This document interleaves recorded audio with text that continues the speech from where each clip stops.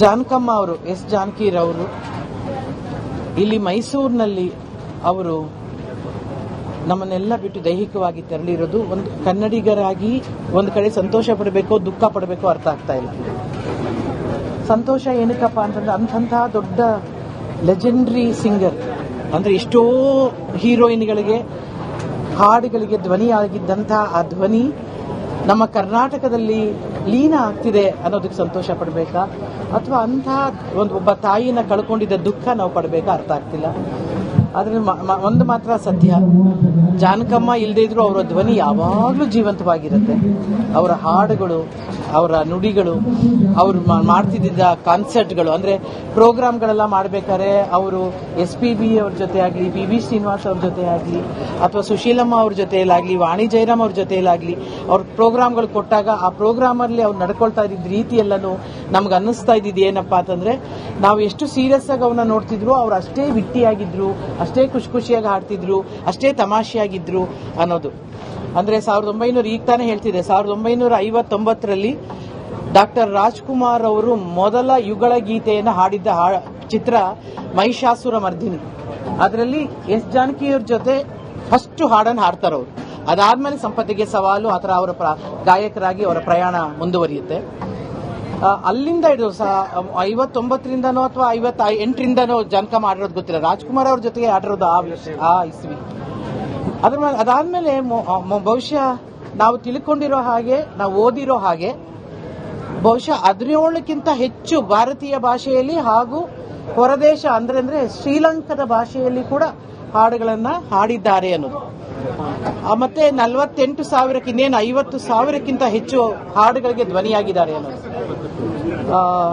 ಇಲ್ಲಿ ಅವರನ್ನ ನೋಡ್ತಿದ್ರೆ ಯಾವುದೋ ಒಂದು ಬೊಂಬೆ, ಜಾನಕಮ್ಮನ ಬೊಂಬೆಯನ್ನು ಮಲಗಿಸಿದಾರೇನೋ, ಅವರೊಂದು ಬೇರೆದ್ರಲ್ಲಿ ಮೇಣದ ಬೊಂಬೆಗಳೆಲ್ಲ ಮಾಡ್ತಾರೆ, ಆ ರೀತಿ ಒಂದು ಬೊಂಬೆ ನೋಡ್ದಂಗೆ ಆಗ್ತಾ ಇತ್ತು ಆ ತಾಯಿನ ನೋಡ್ತಿದ್ರೆ. ಆ ತಾಯಿ ಆಶೀರ್ವಾದ ನಮ್ಗೆಲ್ರಿಗೂ ಇರ್ಲಿ ಅಂತ ಬೇಡ್ಕೊಳ್ತೀನಿ.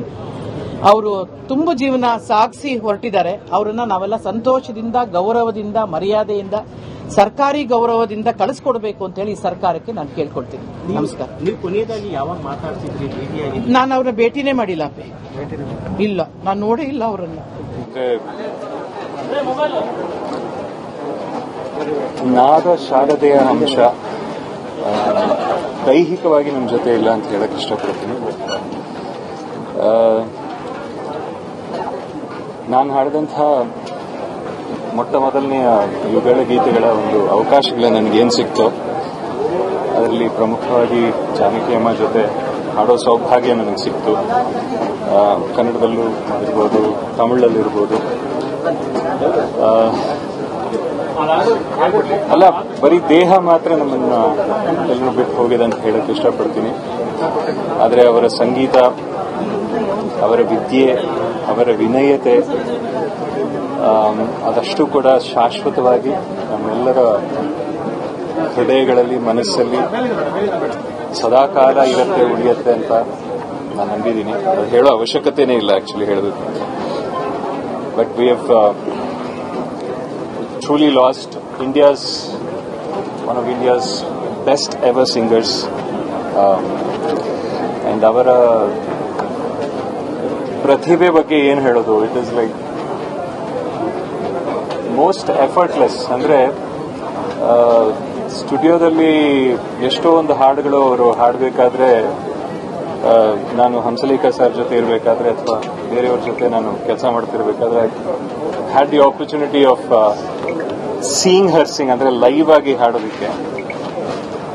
ಅಷ್ಟು ಲೀಲಾಜಾಲವಾಗಿ ಯಾವುದೇ ಹಾಡು ಕೊಟ್ಟರು, ಯಾವುದೇ ಇಮೋಷನ್ ಇರಲಿ, ಯಾವುದೇ ಧಾಟಿಯ ಹಾಡಿರಲಿ, ಶಾಸ್ತ್ರೀಯ ಸಂಗೀತವಾಗಿರಲಿ, ಭಾವಗೀತೆ ಆಗಿರಲಿ, ಭಕ್ತಿಗೀತೆ ಆಗಿರಲಿ, ಅಥವಾ ಒಂದು ರೊಮ್ಯಾಂಟಿಕ್ ಸಾಂಗ್ ಇರಲಿ, ಅಷ್ಟು ಈಸಿಯಾಗಿ ಎಫರ್ಟ್ಲೆಸ್ ಆಗಿ ವಿತ್, ಅಂದ್ರೆ ಶಿ ವಾಸ್ ಒಂದೊಂದು ಹಾಡು ಕೂಡ it was creating a story. ಅಂದ್ರೆ ಹೇಗೆ ನಮ್ಮ SP ಬಾಲಸುಬ್ರಹ್ಮಣ್ಯಂ ಸರ್ ಅವರು ಒಂದು ಹಾಡು ಹಾಡಿದಾಗ ಈ ಪರ್ಟಿಕ್ಯುಲರ್ ಹೀರೋ, ಈ ಪರ್ಟಿಕ್ಯುಲರ್ ಇಮೋಷನ್ ಅಂತ ಫಿಕ್ಸ್ ಆಗ್ತಾ ಇತ್ತು, ಆ ಮಟ್ಟದ ಒಂದು ಪರ್ಫಾರ್ಮೆನ್ಸು, ಆ ಮಟ್ಟದ ಒಂದು ಗಾಯನ ಅವರಲ್ಲಿತ್ತು.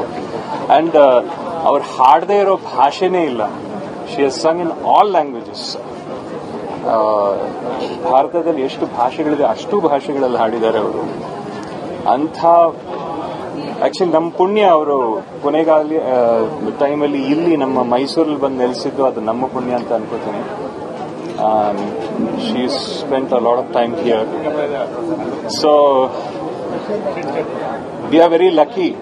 ಯಾಕಂದ್ರೆ ಲಾಸ್ಟ್ ಡೇಸ್ ಅವರು ಇಲ್ಲಿ ನಮ್ಮ ನಾಡಲ್ಲಿ, ನಮ್ಮ ರಾಜ್ಯದಲ್ಲಿ, ಮೈಸೂರಲ್ಲಿ ಬಂದು ಇದ್ದು ನಮ್ಮೆಲ್ರಿಗೂ ಅವರ ಪ್ರೆಸೆನ್ಸಿನ, ಅವರ ಒಂದು ಉಪಸ್ಥಿತಿಯ ಒಂದು ಆಶೀರ್ವಾದವನ್ನ ನೀಡಿದ್ದಾರೆ.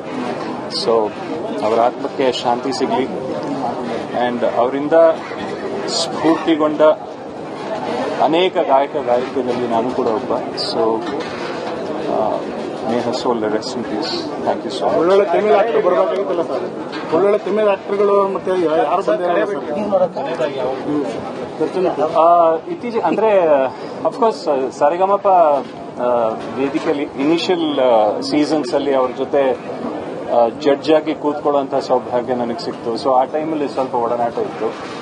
ಅಬೌಟ್ 3-4 years ಬ್ಯಾಕ್ ಅಂತ ಹೇಳ್ತಾರೆ. ಯಾಕಂದ್ರೆ ಅದಾದ್ಮೇಲೆ ಸ್ವಲ್ಪ ಸೆಕ್ಲೂಡರ್ ಆಗಿದ್ರು ಅವರು, ಎಂಜಾಯಿಂಗ್ ಹರ್ ರಿಟೈರ್ಡ್ ಲೈಫ್. ಅದು ಒಂದು ಗುಡ್ ಥಿಂಗ್ ಏನು ಅಂದ್ರೆ she was not like bed ridden, she didn't suffer. ಅದು ಒಂದು ದೊಡ್ಡ ಒಂದು ಯಾರಿಗಾದ್ರೂ ಅದೊಂದು ದೊಡ್ಡ ವರ ಅಂತ ಹೇಳಕ್ ಇಷ್ಟಪಡ್ತೀನಿ.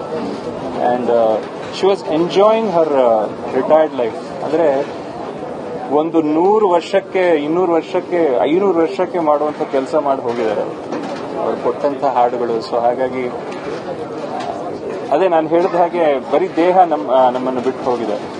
ಅವರ ಗಾಯನ, ಅದರ ಮೆಮರೀಸ್ ಶಾಶ್ವತವಾಗಿ ನಮಗೆ ನಮ್ಮ ನಾಡಿಗೇನೆ ಇರುತ್ತೆ ಅಂತ ಹೇಳಕ್ ಇಷ್ಟಪಡ್ತೀನಿ. Thank you.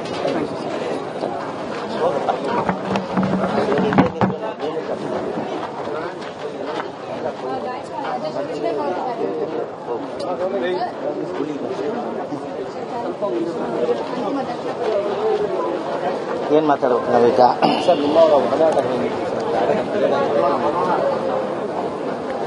ಗಾನಕ್ಕೋಗಿರೆ ನಮ್ಮ ಒಡನಾಟ ಅಲ್ಲ. ನಾನು ಒಂದೇ ಒಂದು ಇದು ಮಾತಾಡಿದೆ. ನಮ್ಮ ತಾಯಿ ಸಂಗೀತ ಸಿಂಗರ್.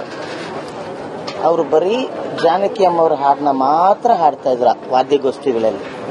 ನಮ್ಮ ತಾಯಿಯವರು ತುಂಬಾ ಫೇಮಸ್ ಆಗಿರೋದೇ ಜಾನಕಿ ಅಮ್ಮವ್ರ ವಾಯ್ಸಲ್ಲಿ.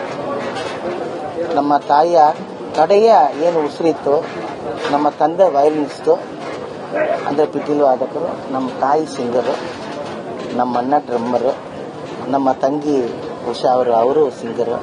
ನಾವೆಲ್ಲ ಆರ್ಕೆಸ್ಟ್ರಾ ಫ್ಯಾಮಿಲಿಯವರು. ನಾವೆಲ್ಲ ಜಾನಕಮ್ಮವ್ರನ್ನ ಹಾಡುಗಳನ್ನ, SP ಅವ್ರ ಹಾಡುಗಳನ್ನ, ಪಿ ವಿಶ್ವನಾಥ್ ಅವರ ಹಾಡುಗಳನ್ನ ಹಾಡಿ ಜೀವನ ಮಾಡ್ತಾ ಇದ್ರು. ಅದರಲ್ಲೂ ನಮ್ಮ ತಾಯಿಯವರು ಬರೀ ಜಾನಕಿಯವರು. ಅವರ ಕಡೆಯ ಉಸಿರು ಬೆರಳನ್ನ ಹಿಂಗೆ ತಾಳೆ ಹಾಕ್ಕೊಂಡು ಜಾನಕಿ ಮೇಡಮ್ ಅವರ ಕರೆದರು ಕೇಳದೆ ಹಾಡನ್ನ ಹಾಡ್ಕೊಂಡೇ ನಮ್ಮ ತಾಯಿ ಅವರು ಉಸಿರನ್ನ ಬಿಟ್ಟರು. ಅದನ್ನ ನಾನು ಇವತ್ತು ಹೇಳ್ತೀನಿ.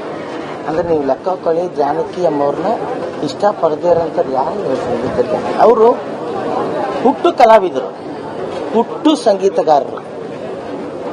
ಕೆಲವರೆಲ್ಲ ಒಂದೊಂದು ಏನು ಒಂದೊಂದು ಥರದ ಹಾಡುಗಳಿಗೆ, ಕೆಲವರು ಈ ಫಾಸ್ಟ್ ಸಾಂಗ್ಗಳಿಗೆ ಫಿಕ್ಸ್ ಆಗಿರ್ತಾರೆ, ಅಥವಾ ಇನ್ನೊಂದು ಮೆಲಡಿ ಇವ್ರು ಆಡ್ತಾರೆ, ಇವ್ರು ಫಾಸ್ಟ್ ಸಾಂಗ್ ಆಡ್ತಾರೆ, ಇನ್ನೊಬ್ರು ಪ್ಯಾಕ್ ಆಡ್ತಾರೆ, ಈ ಥರ ವಾಯ್ಸ್ಗಳಿರುತ್ತೆ. ಆದರೆ ಜಾನಕಿಯವ್ರ ವಿಷಯದಲ್ಲಿ, ಮೇಡಮ್ ವಿಷಯದಲ್ಲಿ ಯೂನಿವರ್ಸಲ್ ಅದು ಸಂಗೀತದ ಯೂನಿವರ್ಸಲ್. ಅಂಥವ್ರು ಇವತ್ತು ನಮ್ಮನ್ನು ಹಗಲಿದ್ದಾರೆ. ಇವತ್ತು ಹಗಲಿದಂತಲ್ಲ, ನಾನೊಂದು ಸತ್ಯ ಹೇಳ್ತೀನಿ ಎಲ್ಲರ ಮುಂದೆ. ಯಾವತ್ತು ಅವರು ಹಾಡೋದನ್ನ ನಿಲ್ಲಿಸಿದಲ್ಲ. ಅದು ಏನು ಮಾಡೋಕ್ಕಾಗಲ್ಲ. ಮನುಷ್ಯ ಅಂದಮೇಲೆ ಏಜ್ ಆಗೇ ಆಗುತ್ತೆ. ನಮ್ಮ ದೇಹ ಪರ್ಮಿಟ್ ಮಾಡಲ್ಲ ಹಾಡೋದಕ್ಕೆ.